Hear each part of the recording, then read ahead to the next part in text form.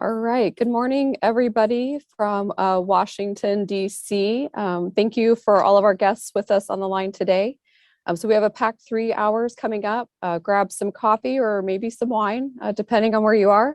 And let's get started. So my name is Randi Ramcharan, and I work at the Pentagon in the Airmen and Family Care Division. And I will be your MC for this event today. So our theme for today is advancing career portability and developing resilient relocation strategies. And the goal is really to just equip you with information and resources that will assist you in your role as a key spouse. And we know that the needs of spouse employment, particularly when you throw in a PCS every 3 years or a few years, is essentially as unique as each of our spouses. Whether it's the industry you work in, if you require a licensure or certification to do your job, if you're just starting out, or maybe you're more senior in your career, and even the job markets at each of the duty locations you're stationed at, all of these things can create different challenges at different times in your careers. And because of this complexity, there are many programs and resources available to our military spouses to really just help tackle each of these unique situations. So in order to address some of these various challenges associated with spouse employment and relocation, today we've asked experts from several different fields and lenses to be with us and provide tools across the spectrum. So I hope you had a chance to take a quick look at our agenda that we had up as you were dialing in. But just a quick overview. So we have 3 different panels that are going to cover spouse employment, strategies for resilient relocation, and then we're going to hear some best practices from other key spouses. But really, to get us started, we are honored to have with us today Mrs. Mollie Raymond, spouse to the Chief of Space Operations, General John J. Raymond, and Mrs. Sharene Brown, spouse to the Chief of Staff of the Air Force, General C.Q. Brown. Mrs. Raymond and Mrs. Brown, thank you for championing today's event. I will now turn it over to you for opening comments. Randi, thank you so very, very much. While I can't say good morning or good afternoon actually to everyone, I can say thank you for attending, and our heartfelt gratitude goes out especially to our early risers. It is 7 a.m. my time, and I know we have some participants on with at least a 5 a.m. start time. So here's my cup of coffee, and cheers to all of you for being here today. It's going to be a great day. This, as Randi mentioned, this is the second session in the virtual Key Spouse Engagement Series. Our first session focused on self-care and resilience. Today's focus is on employment, relocation, and best practices. First and foremost, I would like to thank you for your service as a Department of the Air Force Key Spouse. You are a direct link to resilience, and we are thankful for what you do each and every day to connect airmen, guardians, civilians, and their loved ones to support and resources. Second, we know that spouse employment combined with relocation plays an important and vital role in the quality of life for our military families. Our spouses have dreams too. We are dedicated, hardworking, dependable, resourceful, and loyal, just to name a few of the millions of qualities. But we dream of meaningful employment, and we certainly don't want our members to give up their service when we cannot pursue our goals and careers. I remember that I gave up some of my own personal goals back when I was just married over 34 years ago. I didn't have the support programs in place today or the advocacy. So please don't be shy about asking questions. Each of the 3 sessions today will have a question and answer portion. So please send our experts questions. How can we help you? How can we best serve your career goals and those spouses who you serve and support? It is my honor today to introduce my friend, Mrs. Sharene Brown, spouse of General C.Q. Brown, Chief of Staff of the United States Air Force. Well, thank you, Mollie, and hello all. It is so wonderful to have you join us for this, our second session in the Key Spouse Engagement Series. It means so much to us that you are able to connect from places afar and in time zones that span the globe. Thank you for being here with me and my friend Mollie Raymond, spouse of General J. Raymond, Chief of Space Operations. Before we begin, please join me in thanking the incredible people who made this event possible. Mr. Jason Vandenberg, who began this project with us and is on his way to Romania, and to Ms. Randi Ramcharan, along with the amazing A1S team for their incredible energy, effort, and enthusiasm to bring this event to you around the world. Let me just say, I echo Mollie's thoughts on our Key Spouse community. Thank you for what you do, volunteer, and serve as a Key Spouse. You are an important part of our command team, and most certainly to our members and families. The job is not always easy, requires some creativity, and always could use some new recruits, but mostly the impact felt on your unit is meaningful. Look at what is happening at Ramstein for Operation Allies Refuge and at other locations. Thank you for being present to support, donate items, and assist when it's most needed. I raise my cup of tea to all of you in gratitude. Today, we highlight spouse employment, relocation, and best practices. With the PCS season winding down, there are about 60% of our military members and families who are settling into new locations, and for some, getting their children back to school. Hooray! After this summer, many spouses are considering how they can continue in the career field or return to the working world. If not, better their opportunities for more applicable job opportunities. Traveling with General Brown on various base visits over the last several months, spouse employment is a hot topic. Today, our spouse employment panelists will cover such areas as entrepreneurship, overseas employment, and licensure. As I meet more and more of our spouses, I'm not at all surprised by the talents, gifts, knowledge, and experience that our spouses possess. Keying in on the information presented today will bring additional opportunities and options for spouses to continue their job paths and careers. I know I will be listening intently to these topics as I have a few ideas brewing for my own startups, and I have no idea where I will be in the world when I begin. I've met quite a few military spouses in these very same shoes. Now is the time to get all your questions answered by those who know. Best practices is our third session that includes your peer key spouses. Make sure you have pen and paper in hand or another tech device to capture the tried and true experiences. It promises to be enlightening.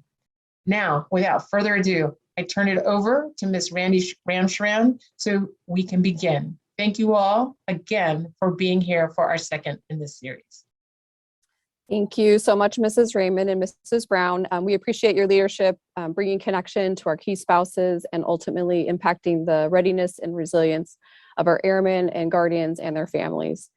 So I'd like to provide just a few administrative notes on how the event will flow. So we'll start each session with a presentation from our speakers, and then after everyone has an opportunity to speak, then we'll open it up for question and answer. So please use the chat function to ask your questions, and feel free to ask those as the presenters are speaking. You don't need to wait till the end to put in your question.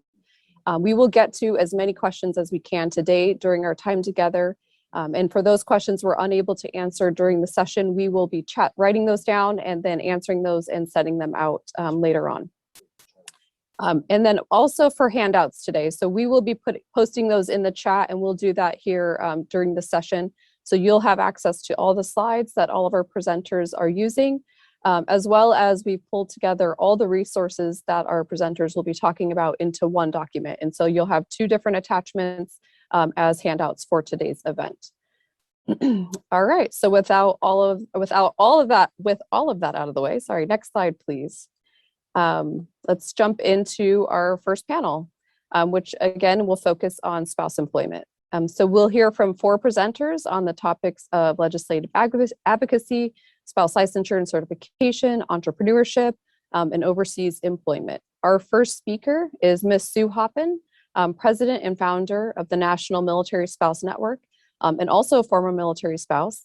Ms. Hoppin's organization not only provides networking, mentoring, and professional development for military spouses, they are also an advocate for policy and legislative solutions to military spouse employment. And so we are so happy you could join us today. Ms. Hoppin, over to you. Thank you, Randi. And thank you so much to you, Ms. Brown and Ms. Raymond, for the invitation to join you. And I'm not just a military spouse, I'm an Air Force spouse. So I'm exceptionally thrilled to be here with you guys and to support in some small way. Next slide, please. Next slide. I just want to keep this really quick. I did throw together some slides so you guys would have them for reference afterwards. But I really just want to make this a conversation and give you guys as much time as possible to ask questions.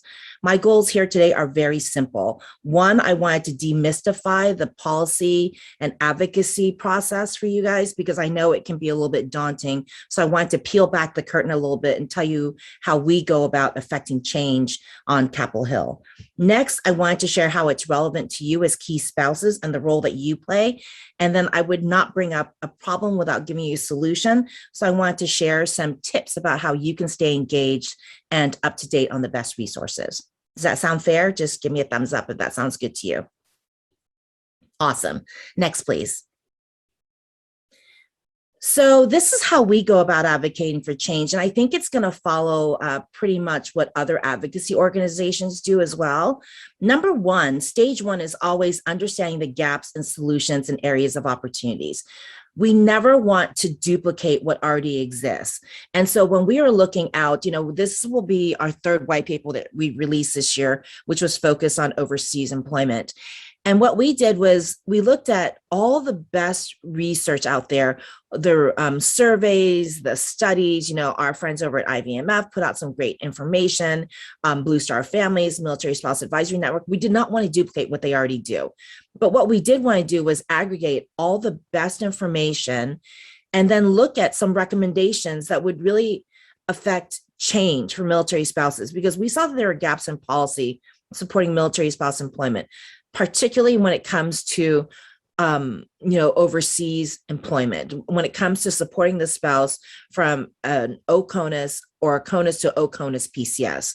So that's stage one. You take a look at the landscape, you look at where the gaps are, and then you kind of bring up, brainstorm some areas of opportunities. If I have problems reaching for all the pretty words, I apologize. It's very early here on the East Coast, and I'm not used to making sense without at least 3 cups of coffee. In stage two, what we do is we put forth the recommendations in a comprehensive annual white paper. And what we wanted to do with the white paper was we really wanted to put forth simple solutions that were actionable. And this was really key. A lot of people put forth solutions that, you almost have to have a PhD to understand what they're trying to say. We wanted anyone to be able to pick up our white paper and say, this makes absolute sense. I can get behind this and I can do something about this. And so we've been really lucky, with 3 white papers, almost every single one of our recommendations has been introduced as potential policy changes, as legislation. We had one outlier, and we knew this was a big, hairy, audacious goal, but we wanted to get it there anyway. And so we thought it was worth ruining our track record to put in there that maybe DOD, the VA, should consider allowing service members to transfer their priority points to military spouses and caregivers. As we do the work, we know that some goals are going to be really lofty, but we never shy away from a challenge. I mean, have you met a military spouse, right? We do not shy away from challenges. So we thought that it wasn't enough to put forth recommendations. We really wanted to convene a roundtable and several roundtable discussions with key stakeholders. So our 4 roundtables that we host every year are, one, to convene VSOs and MSOs that are already doing the work. Because whenever you're doing work, this is key spouses, you never want to do it within a stovepipe, right? You want to see what everyone else is doing, and you want to make sure that everyone else has situational awareness of what you're doing so that you're not working at cross purposes with one another. So that opportunity to share with VSOs and MSOs, veteran support organizations, military spouse support organizations, is key. It kind of lets us identify partners in the fight. It helps us see what everyone else is doing and to kind of gauge the lay of the land. It's always with congressional staffers. This has been very surprising to us because we've been able to attract congressional staffers from both the House and the Senate side, and they always come to the table ready to affect change for military families. What they don't always understand is what effective change looks like. They'll come with recommendations, they'll come with proposals, and then it's up to us as people who understand the life to kind of say, I think on paper that might sound like a good idea, but in practical solutions, it's not so great for our population because you're going to help such a small population that that's not really where the need is. And so we found that that roundtable is a great opportunity to interface directly with Congress. Our third roundtable is with key stakeholders. You'll see in a second the recommendations that we made. But one of the recommendations was actually a tax recommendation. And we realized we weren't speaking to the IRS. We weren't speaking to the general counsel on the House to see how can we affect this change? What is this pathway? So that meant that we need to invite them to the table to have that conversation. Another area of concern for us was how do military spouses who work under a SOFA, how do they find work when the SOFA says you can't work on the economy? So what we did was we went to the State Department. We're like, well, how does the State Department do it if if their spouses fall under chief of mission? And we found out that the State Department actually enacts bilateral treaty agreements for every single one of their spouses so they're able to find work. Without having that conversation, we wouldn't have even known that that was a solution. And then we bring it into, our little sphere, and we're like, okay, would that work for DOD? The answer is probably not, because there's so few, State Department spouses, and there's so many more DOD spouses that it probably isn't a solution. But hey, now we have a starting point for a conversation.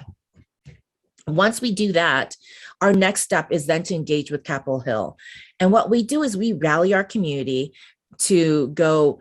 We used to storm the Hill, and we no longer do that for obvious reasons. We just go visit. Our representatives. So we go up on Capitol Hill for our Day of Advocacy, which always takes place on Military Spouse Appreciation Day. And what we do is we go up there, we thank them for the support that they give our community, and then we share with them our challenges and our stories. This is incredibly powerful. Our representatives want to hear from their constituents.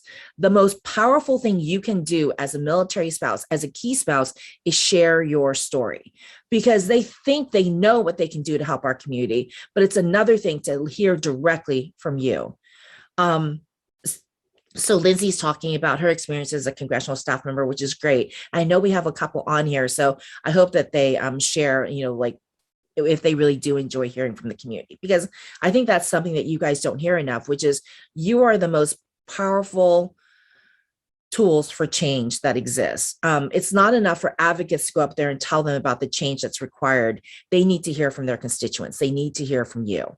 And then stage 6 is we track the feedback, we look at the new research and the resources and legislation, and then we host our 4th roundtable. Every year we start with our military spouses and we end with our military spouses. So our 4th roundtable is always with military spouses. We do it virtually, and then we host everyone, talk about the white paper findings, and then where we went with the findings during the course of the year.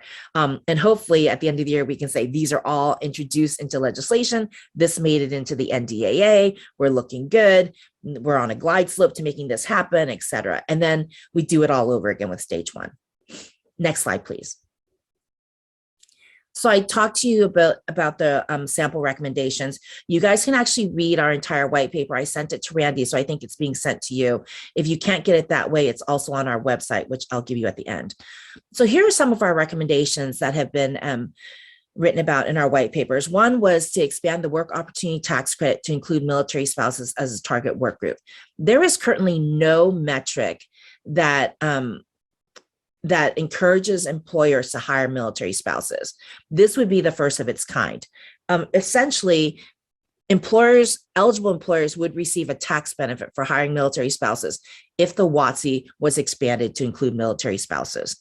Target work groups right now include veterans, eligible veterans, rehabilitated felons, and also summer youth hires. So someone saw fit to include our children, but forgot us. So we think if they can do this for our children, we're probably not a step too far. We think they need to do it for spouses. Another is a RAND level study of military spouse employment. The last comprehensive, and I'm talking comprehensive, study of military spouse employment was done in 2004, before the advent of the repeal of Don't Ask, Don't Tell, before the uptick in entrepreneurship and telework. So that tells us that there is a whole population of military spouses that we're not even measuring. And if we're not baselining and understanding about military spouses engaged in entrepreneurship, then what are we really measuring? We think that they need a new study. We think that we need more granular data. Well, you guys can read all of this. So like I said, this is just an example of easy, actionable items. You don't need a PhD to understand all of these recommendations. They're just really simple, straightforward, and any of these enacted would make a huge difference in the military spouse employment arena. Next, please. So I promised you that I would talk to you about why this is relevant to you as key spouses. It's tough. Your job is really tough because regulations are always in flux and they differ from duty station to duty station in different countries. We get feedback all the time because of joint basing that, an Air Force, Space Force spouse may be at one installation in Japan and they have fantastic support, but then they go to Korea and that support just isn't there. So their ability to have a business on base has just been eliminated just because they PCS from one overseas station to another. And so, as key spouses, it's tough. Like you have to not only understand the regulations at your installation, but you need to understand the federal DOD and state regulations that govern, your AOR, right? Your area of responsibility. So the other challenge is you have to be aware of all the resources and advocacy for military spouses that exists at all the different levels because people are going to have questions. And then the other thing is, you are subject to the installation commander and the leadership because they have significant control and authority over the policy and implementation of that policy, depending on your location. You might have very, very motivated leadership that really wants to support spouse employment because they just get it. You may also have leadership that is so overwhelmed by what they're doing that they can't quite get to spouse employment. So then you find yourselves in the role of the advocate. You find yourselves being the expert. This is your challenge. Next, please. So we just threw together some ways to effectively engage as key spouses to make it a little bit easier for you guys. Top line is you just really need to encourage folks and you yourselves need to participate in DoD organizational surveys. I know it seems like you get a lot sometimes and you can be succumb to survey fatigue, but they're really, really important because we can't improve what we cannot measure. So please make sure that you push those out and you get your folks to take those surveys. Next, simple, but it's challenging, is stay on top of legislative resource updates at different levels. You can't rest on your laurels. Just because you've learned it once doesn't mean that you don't need to learn it again. They are changing constantly. The good news is there's so many organizations that are looking at this that doesn't necessarily require you personally to go out there and data mine. It just means you need to sign up for newsletters from organizations that you trust and let them deliver the changes directly to your mailbox. I mean, I think this is a case of let's work harder, let's work smarter, not harder. So when you're given an opportunity to share a story, we told you this already, do it. Share your story because we cannot affect change unless we hear from the field. And as key spouses, you are in such a unique position to learn more about the spouse experience at your respective installations because we will hear from individual spouses, but you're the lady, you're the people who are actually going to be able to aggregate that information and say, I'm noticing a trend here. I'm at this installation and I'm hearing the same complaint over and over again. I'm hearing that they cannot get access to childcare. So working is not even, an issue because they can't even access childcare to be able to go find a job. So you guys are the ones that are those center. You're the nucleus. You kind of hear those stories and you turn those anecdotes into trends. And so we rely on you to kind of elevate those issues. Next, please. I promise you I keep it really short. So if you want to connect with us, we do weekly Facebook straight talks on Mondays at noon, and we tackle little snippets of professional development topics and also wellness. Our one yesterday was talking about holistic health and military readiness. We'll talk about next Monday, we're going to talk about professional associations and what they can do for you, etc.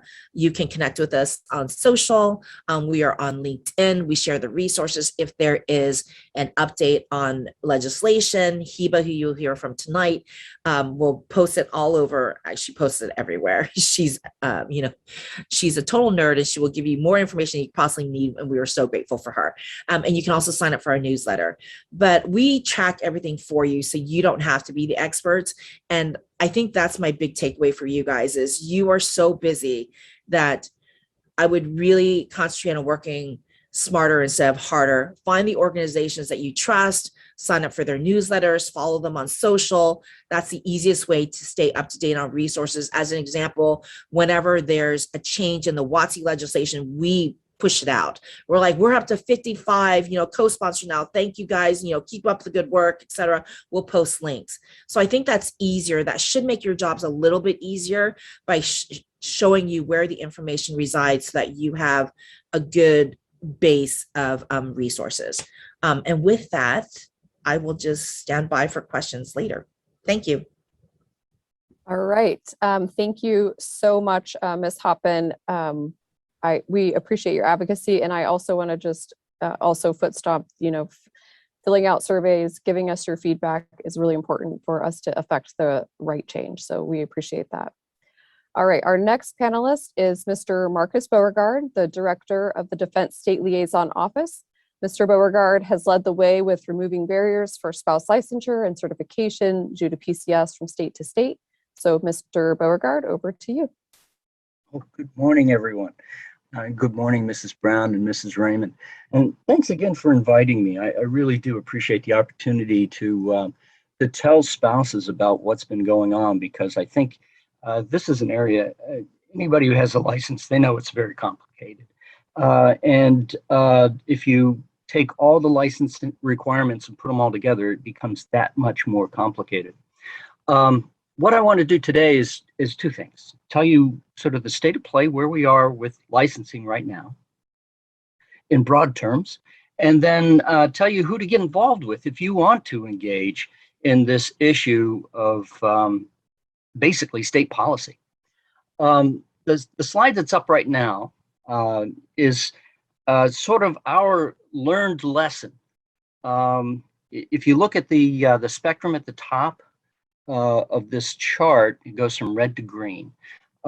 We've been working licensing for about 9 years, and we've watched the states continue to progress, get better, do more for military spouses, and so often they announce that they have created reciprocity. Well, we did a study just to figure out what that looks like if you take all the states together. And it's sort of a continuum. And we know that at one end, you have licensing without portability. You have to start from scratch. And at the other end, we see the best opportunity for reciprocity, which is license compacts. I'll talk a little bit about that in a minute. I want to talk about the stuff in between. What we have told the states and what we've been actioning for the last 2 years is 3 lines of effort to get states to continually move towards that true reciprocity. We know that they've all got something on the books that help military spouses, but not all of them have fully implemented that legislation, that law in the boards. And so we've advocated that states fully implement anything that they've got right now on the books for military spouses. And even more importantly, they make it readily accessible to military spouses, because if you can't find the information easily, it's of no relevance to you. We've also, for the near term, basically looking at each state policy, we want states to at least get to the point where they can provide a military spouse a license within 30 days of application, and that application should be simple.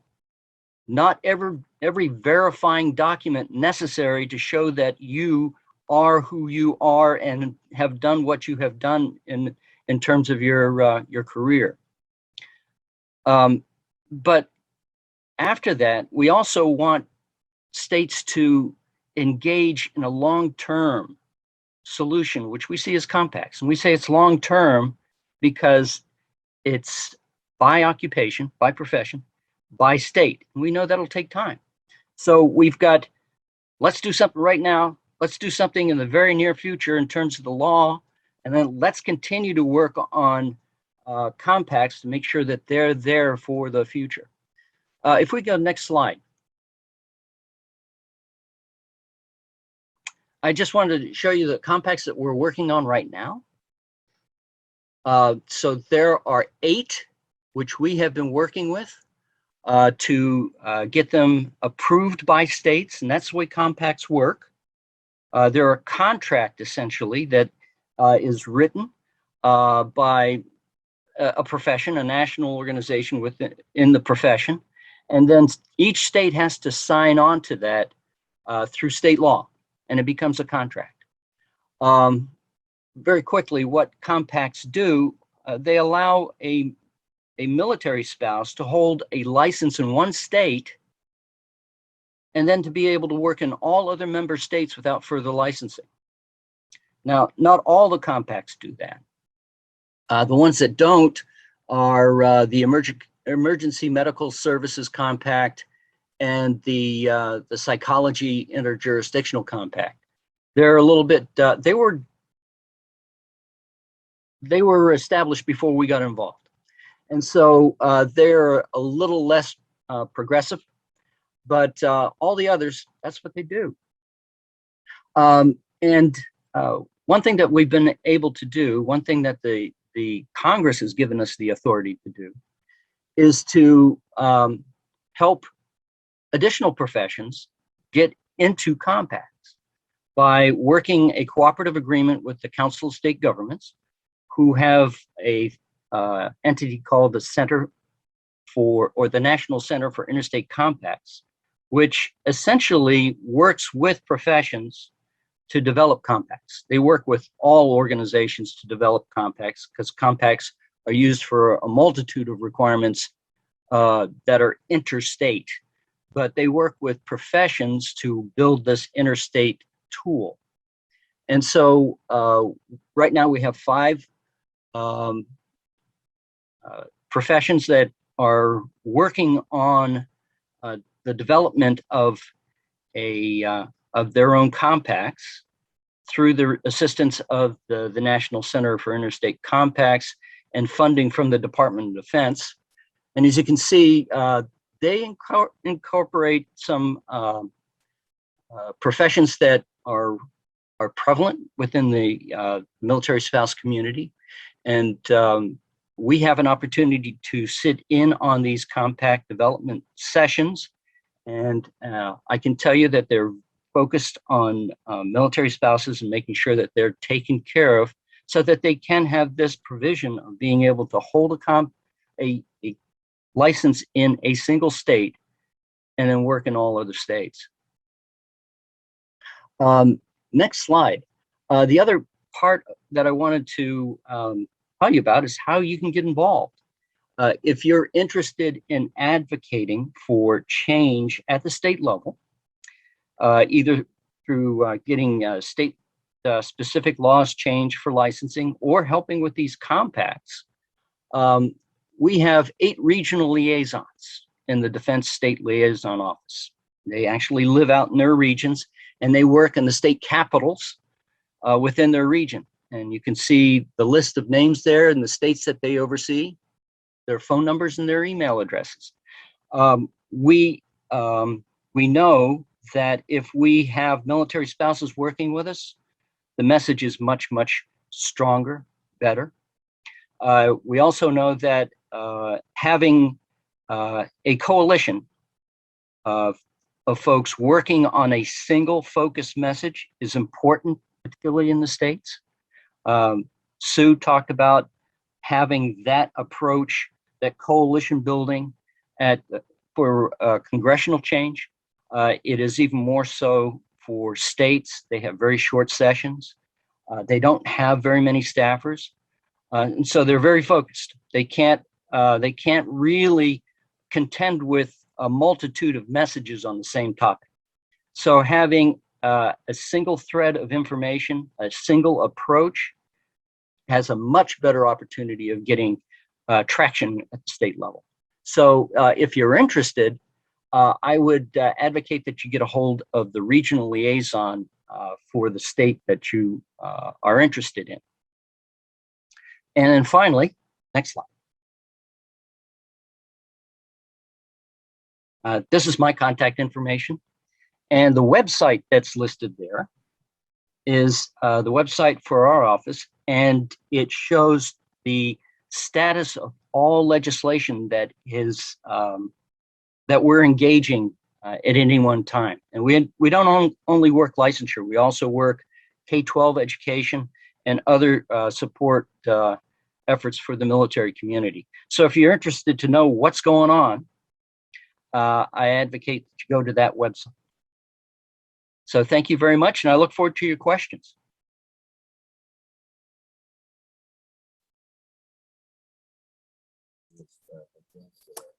All right, thank you, Mr. Beauregard. And yes, please feel free to put your questions in the chat. We will be taking notes of those and asking those later on at the end of our panel. So our next speaker is Mr. Stan Kurtz, and he is the Director of Policy and Engagement at the U.S. Small Business Administration. The topic of entrepreneurship was identified as an interest item from our initial Key Spouse survey. So Mr. Kurtz is here to talk about that and the resources available through the Small Business Administration. So Mr. Kurtz, over to you. Thank you, Randy, and good morning. And so I want to thank Ms. Brown and Ms. Raymond for being on this early in the morning. So I am Stan Kurtz, and I'm from the Small Business Administration, the Office of Veterans Business Development. And so I want to talk about entrepreneurship this morning. So one thing to start off, I'm retired Navy, and so I was not happy over the weekend when Air Force beat Navy. So I know many of you on the call are probably pretty happy about that. So over my 23-year career, we moved probably, I added it up the other day, is 14 moves in a 23-year career. And so, you know, I saw my spouse struggle with that, trying to get employment, you know, every time we moved. And then toward the end, I was doing the moves. So I know the struggles that are there. But one good thing with technology, we've really come a long way, and entrepreneurship is part of that. So that's what I want to talk about today, our resources and services that we provide. Next slide, please. And so our vision and mission with the Office of Veterans Business Development is really to create America's next generation of veteran small business owners. And when we say veteran small business owner, we're really including military spouses in that as well. So all of the services that I'm going to talk about and resources that I'm going to talk about are really open to military spouses, National Guardsmen, reservists, with transitioning service members, and veterans. And so our mission really is to empower the veterans, transitioning service members, National Guard, Reserve, military spouses, really just to arm you with the tools to start, grow, expand, and recover their businesses. So how do we do that? We do that through counseling, training, education. We provide information on access to capital, how to get started with contracting opportunities, and disaster assistance. So as you know, we're going through some natural disasters now. And so there's some loans set up to help with those natural disasters with business owners. Next slide, please. And so when we talk about counseling and training, we have a couple of ways that we do that. So first off, we have veteran business outreach centers. We have 22 of those across the country, and I have a map that's going to come up next. And we're getting ready to hopefully expand on those. So we're looking at possibly getting some additional funding. But even though we have 22 Veterans Business Outreach Centers across the country, we serve all states and all territories. And I'm going to talk more about what they do in a few minutes. Our next big program is Boots to Business and Boots to Business Reboot. So Boots to Business is part of the Department of Defense Transitioning Assistance Program. So if you're transitioning out of the military or your spouse is transitioning out of the military, one of those tracks is Boots to Business. We also offer women veteran entrepreneurship training programs, again, open to military spouses, and then service disabled veteran entrepreneurship training programs, and then veteran federal procurement entrepreneurship training programs, or VIP. And I'll talk more about that program as we go on. We also have district offices. There are 68 district offices across the country. We also, within those district offices, we have veteran business development officers, and many of those are veterans themselves, and they help assisting veterans in their journey, entrepreneurship journey, and again, military spouses as well. So access to capital. One of the things that SBA has is a great tool, and I'm going to put some of this stuff in the chat. It's called Lender Match. So if you're looking to start your business, not sure where to get funding, what institutions are out there that lend money, and sometimes in small amounts to get started. Lender Match is a great way to do that, and I'm going to put the link in chat. So the way that works is you go in there, you fill out the information, and it basically matches you to that lender. Next thing we do is access to contracting and marketing opportunity. So right now there's a goal within the service disabled veteran owned business. So there's a goal for set asides basically, and that's 3%. And we continue to achieve that goal exceed that goal, normally at 4.39. And 5% is achieved for fiscal year 19 for women-owned small businesses for set asides. Again, disaster assistance, there is a military reserve economic injury disaster loan. So if you're a reservist or National Guardsman and you have a business and suddenly a disaster hits, you can take advantage of those loans. Next slide, please.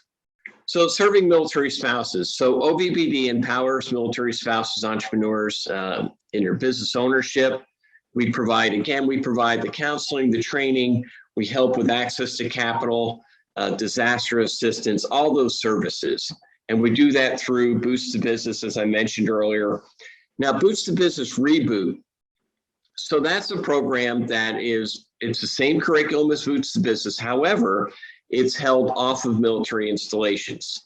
So Boost to Business is held normally during the TAP sessions, transitioning assistance, and it's held on military installations. So if you're a spouse and your service member has gotten out of the military, you no longer have access to that military installation, then Boost to Business Reboot is for you. Same curriculum, but it's held off the military installations. We also offer veterans, women igniting the spirit, or VWISE. We have a grantee, IVMF, Institute for Military Families, and they offer VWISE. We also have Lift Fund, which is out of San Antonio, and I'm going to talk more about these, which offers loans and some training for veterans and military spouses. We also have Entrepreneurship Bootcamp for veterans and families, and then Dog Tag Incorporated, and I'm going to talk more about them as we go on. And then one of our new grantees is OBIN, and that focuses on Native Americans, and not specifically, but it does focus in those areas. As far as counseling, we have the district offices that provide counseling, those 68 of those across the country. The VBOX, which I mentioned earlier. We also partner with women business centers, and I believe there's over 100 of those across the country. We also work very closely with SBDCs, or small business development centers. A lot of those are located on college campuses. And then we also, one of our resource partners is SCORE, and that's Senior Corps of Retired Executives, or SCORE. They have chapters across the country, and their main function is really to serve as mentors. So these are senior people who are now retired, who volunteer, and they serve as mentors. So they're a great partner. One that I would recommend especially if you're overseas now, looking to come back stateside, take a look at the SCORE chapters, take a look at SBDCs, and even if you're looking to come back soon, I would start connecting with the SCORE chapters, the VBOX, and start getting some information. And even though we've been during the pandemic, we've still been doing the counseling virtually. We've still been doing the training virtually. So there's no reason to start, planning for that right now. Next slide, please. So again, serving military spouses, in preparation for opportunities, contracting, if you wanted to get into that.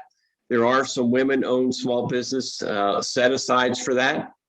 So there's a whole page dedicated to that on the SBA website, and I'm going to put that in the chat as well. Now, if you fall into a hub zone, which is a low-income area, there may be some tax credits there as well, and there may be some advantages for having your business in a hub zone. There are also small disadvantaged businesses, opportunities there. And next slide, please. So just to give you an idea, we don't do all of this on our own. We have a lot of partners. And so this slide right here just kind of gives you an idea of who we work with, who our partners are. I mentioned VBOX, Boots to Business, SCORE Chapter, Women Business Centers, SBDCs. IVMF is one of our grantees, great partner. They were mentioned earlier. They do a lot of studies on military spouses. We also have Mississippi State University that provides follow-on courses. So if you were enrolled in Boots to Business or Reboot, you're eligible to take any of the follow-on courses. So Mississippi State offers a course that's a virtual course, and so it's great as well. So Live Fund also offers some training and also offers some access to capital. Dog Tag, which I'm going to talk a little bit more about, is one of our partners. VIP, which offers a veteran Institute for Procurement, is basically a 3-day training course to prepare you for federal contracting. So Hiring Our Heroes also is a big partner of ours, and American Legion, all the veteran service organizations, and of course, all the services. Next slide, please. So here's a map that shows where our VBOX are located. We have 22 centers again, as I mentioned. They really provide a navigator of referrals. So they do teach the Boots business classes. They're responsible for coordinating all the Boots business classes that happen. There is also Boots business classes that happen overseas. So, and we contract that out to IVMF. So if you're overseas at a military installation, going through transition, or your spouse is going through transition assistance, I would highly recommend that you sit in on those classes. Because in most cases, people starting businesses, it's a family affair. And so it's open to military spouses. We encourage military spouses to take those courses. And so, like I said, they're offered overseas, they're offered stateside, and, they cover all the states, and they also cover all the territories. So they serve as a navigator within their communities as well. So they attend events, they provide training, and in their community, they know who the lenders are, they know who the lawyers are, they know who all the resources are in those areas that you may need as an entrepreneur. So transition assistance is their core mission, and they do, mostly referrals and get you where you need to go. So if you're looking to come back from overseas, I would highly recommend take a look at our website, which I'm going to put in the chat, and start figuring out the closest VBOC to you, and then start contacting them, reach out to them. The good part about that too is we do monthly calls with all the VBOCs, so it's a very close relationship. So if you're moving from Dakota to Florida, they'll do the warm handoff and get you to where you need to go. Next slide, please. And one of the other things I wanted to point out with the resources, not only the VBOCs, but also the district offices, it doesn't stop with, hey, I'm going to provide some counseling for you, or I'm going to provide some resources for you, and that's it.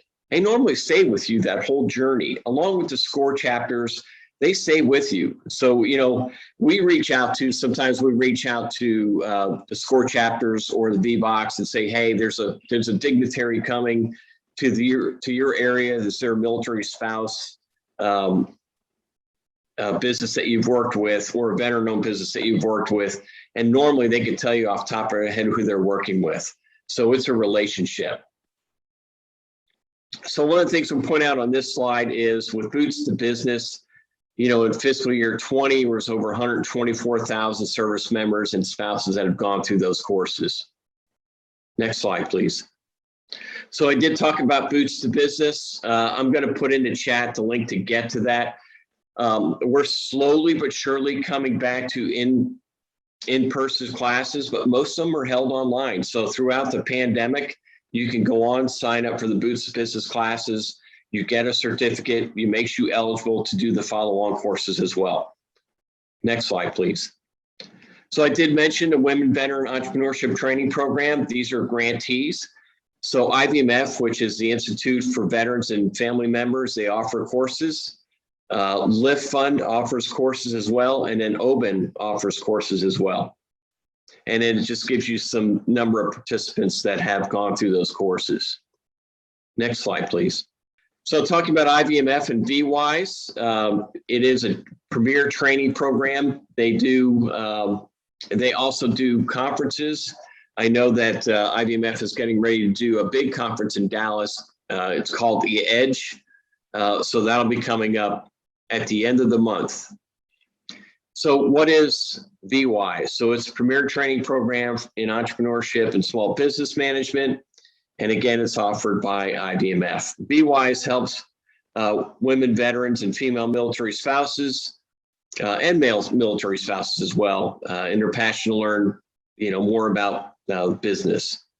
And normally these courses are at 3 phases. So the program is a 15-day online course, and then a 3-day entrepreneurship training program. And then phase 2 is an ongoing mentorship program. And then for phase 3, it helps you in launching your business. Next slide, please. I did mention Lift Fund. It's in San Antonio. We provide business training and lending. So small business loans. And then Lift Fund also has Women Veteran Entrepreneurship Training Program as well. Those are offered in throughout Texas, El Paso, Houston, San Antonio, Dallas, Fort Worth, and Corpus Christi. And so the program offers small business workshops, online training, discounted interest rates for loans for veterans, military spouses, and business loans ranging from $500,000. Next slide, please. So Oben is one of our new grantees, and they're a 501(c). They're out of Oregon, and they work with Oregon tribes. Through their grant, they offer Beyond the Boots, a veteran and service member initiative. And so again, it's a training program that they have. This program also includes financial literacy, which is a big part. One of the things that continues to come back is access to capital and issues with people obtaining capital. And what we found was, in some cases, really not ready to go to that financial institution for access to capital. So we're really emphasizing financial literacy. What is it that you need to, before you go to that credit union, before you go to that bank, before you go to that lending institute, really to prepare you before you go there trying to obtain funding. So they provide financial literacy, asset management, and that type of training as well. Next slide. Dog tag. So right now, dog tag has opened up. They do 2 cohorts a year, and they're getting ready to expand to the Chicago area. So right now they're located in the DC area, actually Georgetown. And so it's a fellowship program open to disabled veterans, open to caregivers, also open to military spouses. In fact, I just did a presentation with them, and most of the people in that fellowship were military spouses. So it's a cool program. It takes place right in the bakery. It's a small bakery in Georgetown. They do take some classes at Georgetown. So at the end of the program, you get a certificate from Georgetown.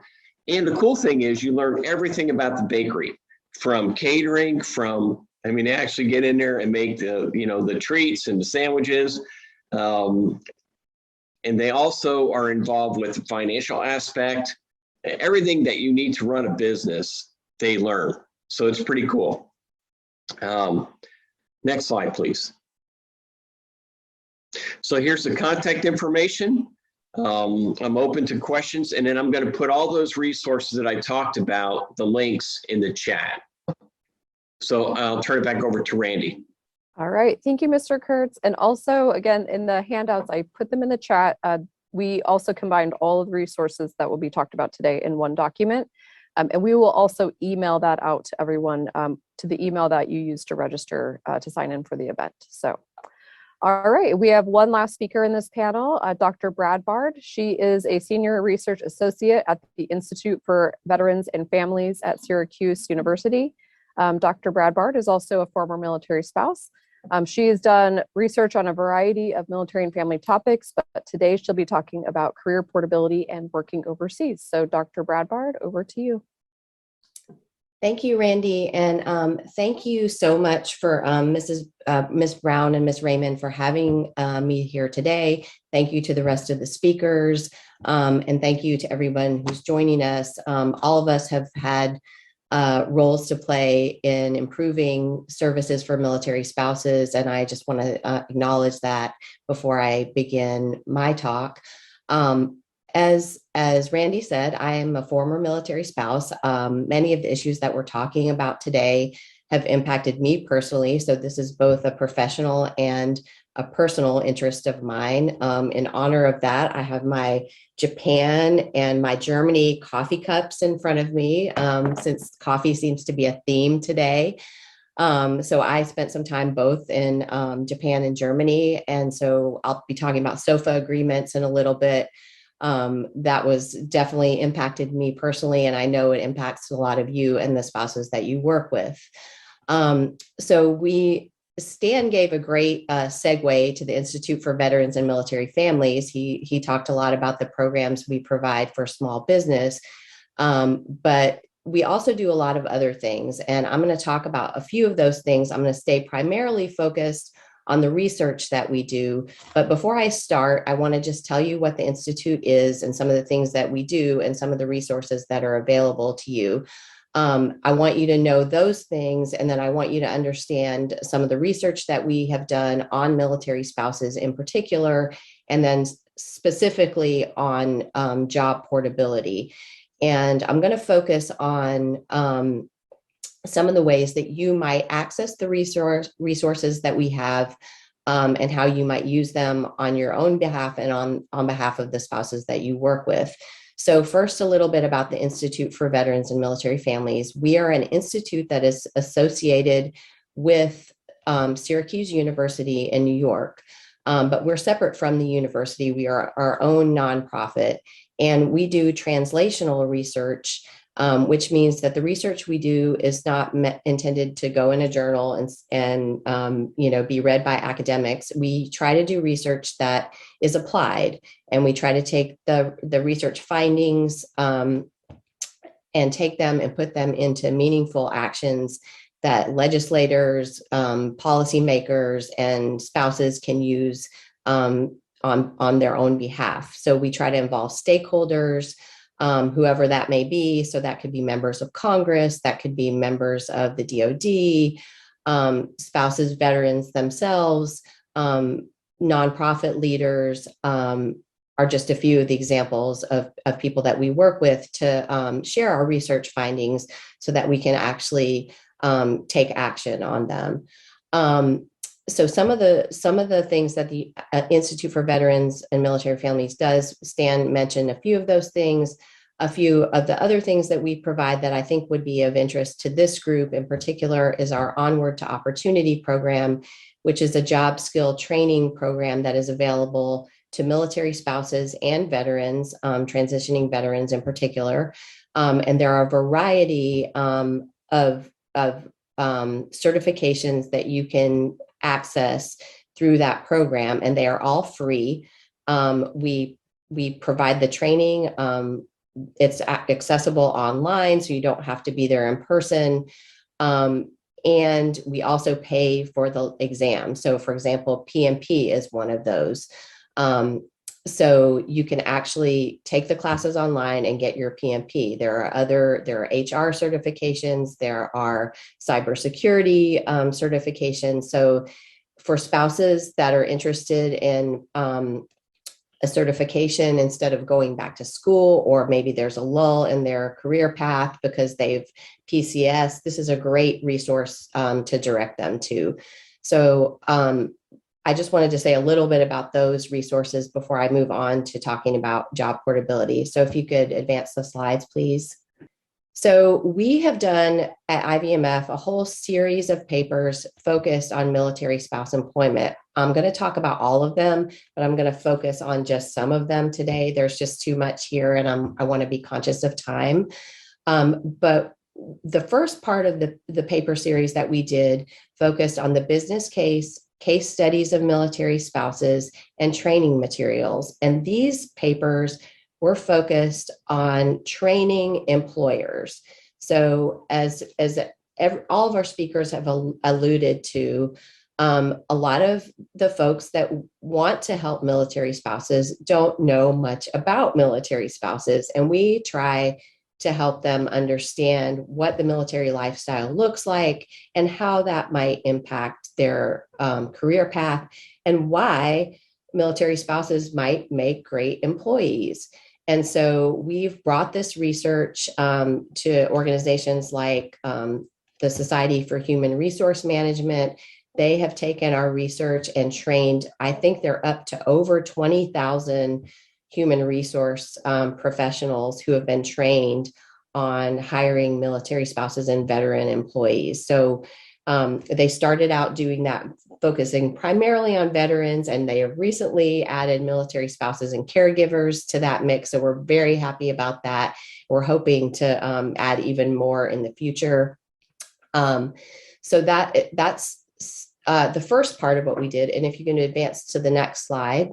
We, I think as Sue alluded to, we recognized that there were some gaps in the research on military spouses. There are a lot of gaps, but one of the gaps that we noticed was that there was not much on job portability and what happens to spouses when they move. So the second part of this series focused on job portability. And as this group is very well aware, SOFA is a big part of that. And I'm not going to go into the weeds on SOFA because it is very, very complicated.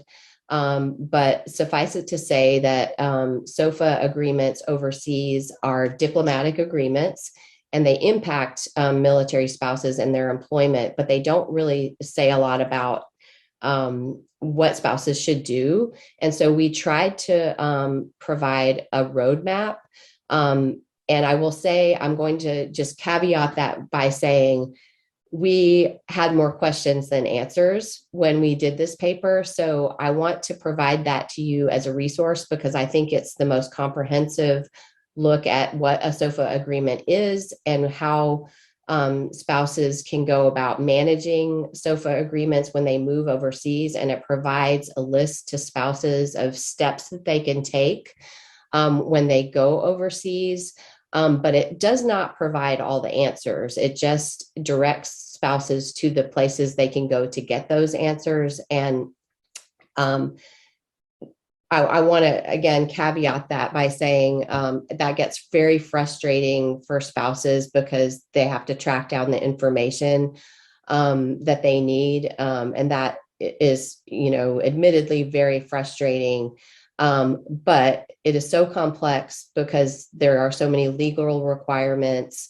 There are locality specific requirements. The type of work impacts what you can and can't do.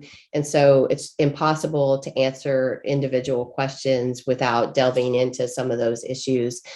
So that's my caveat on that. But I want to make sure that you know that that's available. And later on in the slide deck, you have the link to all of these papers. Next slide. So I'm not going to spend too much time on this because this audience knows why job portability matters. It's affected all of us, but I want you to have these slides because you may be talking to other people who don't know why it matters. One of the things I want to point out is that, employers always we hear that employers are fearful of hiring military spouses because they just won't stay in their job. And I want to point you to the bottom right-hand corner of this slide that says, the average time for active duty families to stay in each location is 3 to 4 years, and the average time female workers stay on their job is 4 years. So it's really not that different. So I just want to point that out. Next slide. So a few of the things that we found in terms of job portability, and these are some of the things that we tell employers when we're talking to them, and we as we're sitting down with legislators to figure out what can we do legislatively to help military spouses. We know that veteran unemployment has decreased over time. Over the last 2 decades, people have really galvanized and worked together to decrease veteran unemployment. But over the same period, military spouse employment rates are consistently higher than unemployment rates for comparable civilians, and they haven't changed that much within the population. And of course, we saw those skyrocket during COVID. And so we know that this continues to be a problem, and we think job portability is one of the many reasons why work interruptions due to PCS moves, and particularly those spouses that move overseas. There's limited guidance from SOFA agreements, so spouses need particular guidance for their locality and what they can and can't do with regard to work. And SOFA agreements don't address remote work, which is, as you know, becoming increasingly common. Portability is an issue for all employers. It's not just an issue for military spouses. Other employees move. Employers want to retain their employees. So this isn't just an issue that impacts military spouses. And employing military spouses helps the entire family. It doesn't just, it helps the spouse, of course, but it helps the entire family if that spouse is employed. Next slide. So what we did is we conducted focus groups and a survey with military spouses, and we just found the data points that we all know. We found the data points that confirms what we all know, that job portability matters. It impacts people's employments. People say that they're overqualified for their jobs. They feel like they're being underutilized in their jobs. This is just important for us to have this data so that when we talk to stakeholders, we can give them actual numbers from actual spouses. Next slide. Job portability affects professional advancement, finances, military decisions, so whether people want to stay in the military or leave the military, and it impacts cultural competence is a factor in job portability. People who are looking at military spouse resumes may not understand why military spouses stay in their jobs for such a short amount of time, why they have multiple jobs that maybe aren't linear or not connected in a way that they might expect. So all of these things are affected by job portability. Next slide. So one of the things that we did in this research is we tried to define job portability for military spouses, because we felt like this term that people are throwing around, job portability, might mean different things for spouses than other types of employers. Excuse me, I'm having trouble talking this early in the morning.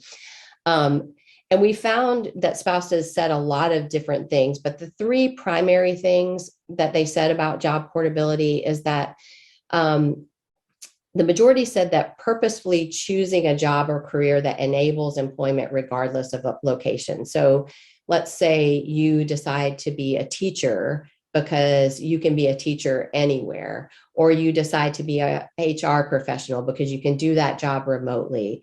That was the single most important factor, or the most common factor, that our military spouses mentioned as related to job portability. But they also talked about moving job to job within the same company, either on site or in a remote location. So being able to take your job someplace else if you move. And that is definitely something we've been working with employers on, and trying to help them identify positions that enable that type of portability. And then maintaining a similar job across locations. So maybe you're not with the same company, or the same organization, but you're doing the same job, but in a different place. Next slide. So some of the barriers that I want to talk about is, and I'm not going to go over this entire slide, but some of the barriers that we identified in this study is that there's an assumption that that military spouses and veterans have the same issues in the workplace. And sometimes military spouses and veterans are kind of lumped together in employer programs. And as we know in this group, military spouses and veterans are different.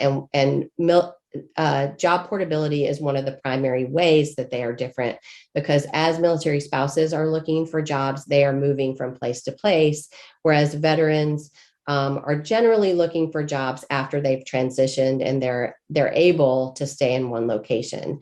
And so we talk to employers a lot about treating military spouses. Sometimes you can do some of your initiatives together, but in this way, they are very different. And there are a number of other ways they're different. So one of the barriers to job portability that we noticed was there were a lack of organizational policies, protocols, and tools. So for example, we had companies that were hiring military spouses, very interested in having them as employers, but they didn't have any policies about, when they PCS, or could they have leave when a family member is deploying, or if they're single parenting and there's no childcare available, are there resources in the company to help that employee find local childcare? And one of the things that we tell these companies, we don't expect companies to manage somebody's childcare, but all employees need childcare. And military spouses are just one subset of those employees. So you're not doing something special for military spouses necessarily. You're just recognizing that they may have this need so that they can show up to work and do their best. And then status of forces agreements were another barrier. And then if we can just advance. So I'm going to talk a minute about SOFA, and then I want to recognize that we're almost out of time. So you all have time to answer questions. But we did one large paper that was a roadmap for addressing SOFA, and that is a resource to you all. Many of you may have folks in your commands that have questions about SOFA, and I would direct you to that paper.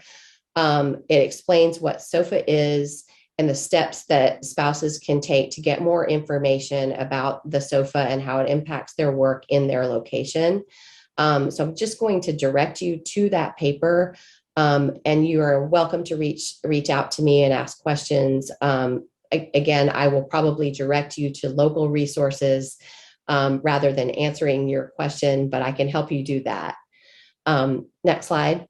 So a couple of things that drive SOFA or visa status for military spouses are the type of work that's being done, the organization that benefits from the work that's being done, the work location, and whether you're on a SOFA status via the military service members order. So those are some things that you have to keep in mind when looking at SOFAs and how they impact your work overseas.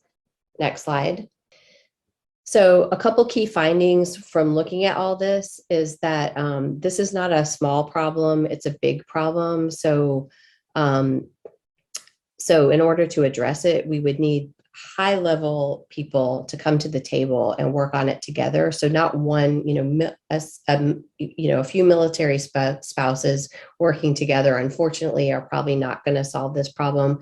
We really need to get the DoD involved, the State Department, Congress, and there may be even others. So even the IRS, the Department of Labor, the Department of Commerce. So this is something that would be pretty big to tackle. But that being said, we do think that there are some lower hanging fruit and some things that can be addressed easily. So I think that, for example, we looked at several different countries. So we looked at Germany, Japan, Italy, or a few of the countries that we looked at. And some of those countries had better guidance than others. For example, Germany has much more developed guidance about what spouses should do when they work overseas. So if some of the other countries can sort of follow Germany's lead and develop a little bit of guidance for spouses, that would be helpful without changing the diplomatic agreements entirely. Customized guidance for spouses, so certain SOFA situations. So, for example, entrepreneurs or remote workers, if there could be guidance for those situations, that would be helpful. Again, drawing upon countries that do have protocols, and then sharing information that's been collected. So, for example, we worked with Prudential on this project, and they had some protocols that they developed with their HR professionals. And so when companies can share what they did to make this work for them, that can be very helpful as well. And then finally, just sharing key points of contact and people. And I think all of you have probably had the experience where you're on an installation and you find that one person that has the answers to your questions. That's kind of how SOFA works. There's usually one or two people that really have the key information you need. And so it's really important to find those people. Next slide. So here is my information. Please feel free to reach out to me if you have questions. I've included the website that has all of our spouse employment products. All of them that I mentioned. And then there are 2 products that are specific to SOFA on there. There's a very short one that's sort of high level overview. And then there's one that really kind of gets in the weeds of all this SOFA stuff. So I'd encourage you to check all those things out and, use us as a resource as you need to. And thank you for having me.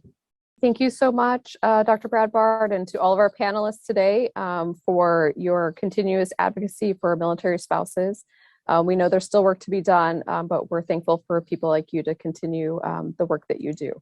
So we have just a few more minutes for questions. I have some questions that I've seen in the chat, so I will start asking those. And if you have any others, please feel free to continue to put those in the chat. So the first question is for Ms. Hoppin. So how can key spouses use their role to help advocate more on Capitol Hill? By sharing their stories. I think it's that simple, by being aware of the issues and crafting a narrative that accurately tells their story and then points to a solution. So there are so many solutions out there. As Dr. Bradbard pointed out, they have white papers out there. We have our white papers, we have recommendations. And if one really one really makes sense to you, you can take that up to Congress. When you meet with the staffer and when you make your appointments to meet with the staffers, do not be discouraged if your appointment is with the staffer rather than the primary member. We actually encourage people to meet with staffers first because they're the ones that are going to be in a position to make those decisions and elevate that to their member. So be strategic in your engagement.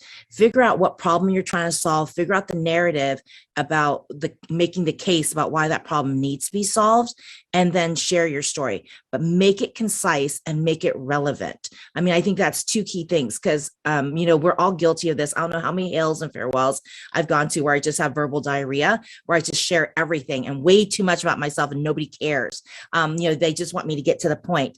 And so I think that's my takeaway for you guys is be concise, understanding the problem you're trying to solve, figure out the solutions, and make the case for the solution. Okay, great advice. Thank you, Ms. Hoppin. Okay, a couple questions for Mr. Kurtz on the small business disaster loan. So I think that link is in the resources, but one of the questions we had, here, let me looking through, what is the best way to connect with that, Mr. Kurtz? Yeah, I did put the SBA link in the chat. So that's the best way is just to go on there and it'll give you all the information, how to apply, what the qualifications are, and the prerequisites and that kind of stuff. So that's where I would start. Okay, thank you. Another question, I'm not sure if this is for Mr. Kurtz or maybe Dr. Bradbard. Are there any resources on how to move to a 1099 position? Any thoughts on that? Yeah, so this is Stan again. So I did answer that in the chat, but there's an organization called the Rosie Network. And so Stephanie Brown, who is her organization works primarily with military spouse entrepreneurship. So she does a course in 1099 workers on how to get started with that. So I did put that in the chat. Okay, thank you. And I saw another question. I think it was answered, but I want to verify with Dr. Bradbard. Is the O2O available to the Guard and Reserve? Sorry, my video was on. Yes, O2O is available to National Guard and Reserve. Easy peasy. Okay, perfect. All right, I think we're kind of closing in on time, and that is most of the questions. Again, we're going through the chat. We'll continue to go through it and make sure we get all the questions answered. Hey, Randy, just one more thing. I did put it in the chat. Yes, sir. So SBA has launched the Ascent platform. The Ascent platform is it's modules for training for entrepreneurship. So anything you can think of, how to start your business, how to name your business. So I would recommend, even if you're overseas thinking about entrepreneurship, go to the Ascent platform. I did put the link in the chat, and then start doing your research, taking some of those courses to get prepared. Thank you. Okay, and Mr. Kurtz, there's one more question I wanted to ask you. What resources are extended to military spouses once active duty members separate? I think one of the questions about boots to business, particularly. Yeah, I did answer that question, so I'll just reiterate. So Boots to Business Reboot, which is held off the military installations, same curriculum, but it's open to veterans of all eras and military spouses. Okay. Well, thank you so much. Again, thank you for all the questions. And again, feel free to ask more. We'll get to those afterwards. So we are now going to take a 5-minute break before moving into our next panel on relocation strategies. As you take your break, we'll have another Zoom poll up. It's only 2 questions, so please just take a couple moments to fill that out. And we will see you in 5 minutes. Thank you.